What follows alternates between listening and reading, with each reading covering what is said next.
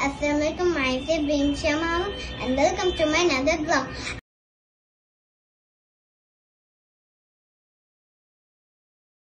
Hello guys, আসসালামু আলাইকুম। কেমন আছেন সবাই? আশা করি ভালো আছেন। তো সবাই তো চিন্তা করতেছেন যে রিমসা কেন রেডি হচ্ছে। যদিও রিমসা অনেক টাইমে অহেতুক রেডি হয়, তবে আজকে রেডি হওয়াটা অহেতুক ছিল না। রিমসার বাবার বার্থডে ছিল, তো এর জন্য আমাদেরকে ট্রিট দিবে, যার কারণে রিমসা হচ্ছে রেডি হচ্ছে, আমরা বের হব। তো সে রেডি হচ্ছিল কম, ঢং করতেছিল বেশি। এটা পুরোপুরি তার ঢংই ছিল। আর যদিও সে বুঝতে পেরেছিল যে তাকে ভিডিও করা হচ্ছে, সে একটু ঢং করা শুরু করে দিয়েছে। সো মেয়ে মানুষ একটু ঢং করবে, ব্যাপার না। এর মধ্যে আমরা রেডি হচ্ছিলাম, আমাদের রেডি হওয়া ডান, সবাই মিলে বেরিয়ে গেলাম। তো এখানে ছিল রিমসার ছোট খালামণি, আমার একটি ফ্রেন্ড, তারপরে রিমসার বুবু, রিমসার নিন্না, রিমসার ভাই। তো আমরা সবাই লিফটের জন্য ওয়েট করছিলাম, নিজেদের ভিতর গল্প করতেছিলাম। তো এর ফাঁকে রিমসার নানা চলে আসছে। তো তার নানা এসে বলল যে তোমরা তো সবাই রেডি হয়ে আছো, তাহলে আমাকে কেন শুধু শুধু উপরে তুললা। এটা ছিল রিমসার বড় খালামণি। তো আমরা সবাই লিফটে ঢুকে যাচ্ছিলাম। দেন নিচে গিয়ে একটা টেনশনের বিষয় আছে যে আমরা এতজন আছি গাড়িতে, আমাদের কিভাবে জায়গা হবে। তো এটা নিয়ে আমরা লিফটের ভিতরে আলোচনা করছিলাম যে গাড়িতে কে কোথায় বসবো। তো এর মধ্যে আমরা লিফট থেকে নেমে গেলাম, গিয়ে হচ্ছে আমরা লিফটের ভিতরে সিদ্ধান্ত নিয়ে নিলাম যে আমরা গাড়িতে হচ্ছে রিমসার ভাই, রিমসার বুবু, ওর নিন্না, নানা আর ছোটো খালামণি যাবে, আর আমরা বাকিরা রিক্সায় করে যাব। তো রিমসা তো আগেই বসে টিপটপ।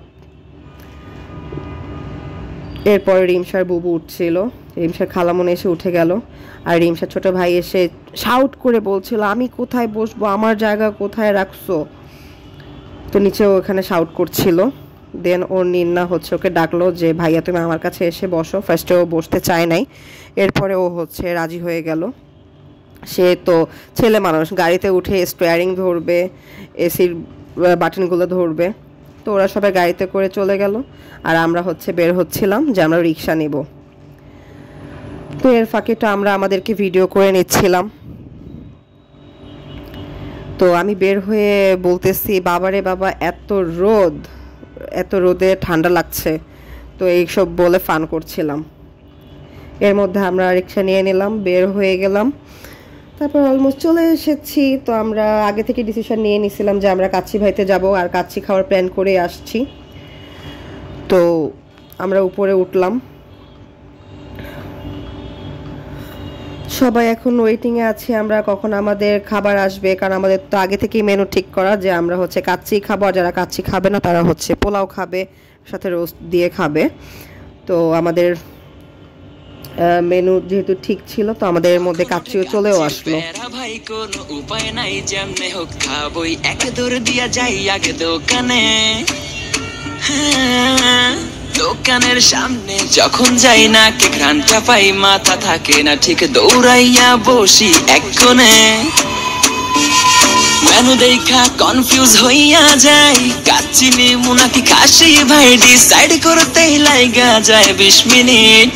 আই হাই খামু কোনটা, নিমু কাচ্চি নাকি খাসি। বিরিয়ানি ছাড়া কোনো হবে না কথা, বিরিয়ানি কলিজার ভেতরেতে গাঁথা, বিরিয়ানি হইলে চাই না তো কিছু আর। Yes brother, I M A biryani লাভার। দিনবেলা মন শুধু বিরিয়ানি খেতে চায়, হোক না তেল চর্বি তাতে কি আসে যায়, জমে যায় যদি হয় সাথে বোরহানি। চোখ মেললেই শুধু দেখি বিরিয়ানি, এলাচি পড়লে মুখে মরি স্বাদের শোকে।